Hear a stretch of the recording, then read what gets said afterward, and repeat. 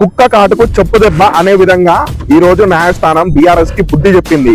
ఇంకనైనా మార్చుకో కేటీఆర్, ఆర్ఎస్ ప్రవీణ్ కుమార్. మీ అధికారంలో ఉన్నప్పుడు గ్రూప్ వన్ పరీక్షలు 2 సార్లు పెట్టారు. పరీక్షా పత్రాలు జిరాక్స్ సెంటర్లలో రోడ్ల మీద అమ్ముకున్న చరిత్ర మీది. ఈ రోజు సిగ్గులేని మాటలు మాట్లాడుతున్నావు.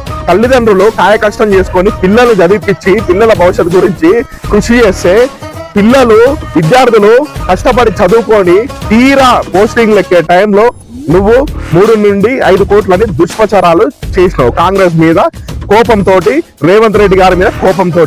సిగ్గులేని అడ్డగారిదే ఆయన. రేవంత్ రెడ్డి తలుచుకున్నందుకు నీ అయ్యనే గద్దె దింపిండు. నువ్వు పెద్ద లెక్క కాదు. ఇలాంటి దుష్ప్రచారాలు చేస్తే తెలంగాణలో ప్రజలు గాని రేవంత్ రెడ్డి గారిని సహించడు. ముందు చెప్తున్నా, గ్రూప్ 1 పరీక్షలో నిన్న వెల్లడించింది హైకోర్టు. 563 పోస్టులకు 562 మంది అభ్యర్థులని ప్రకటించింది.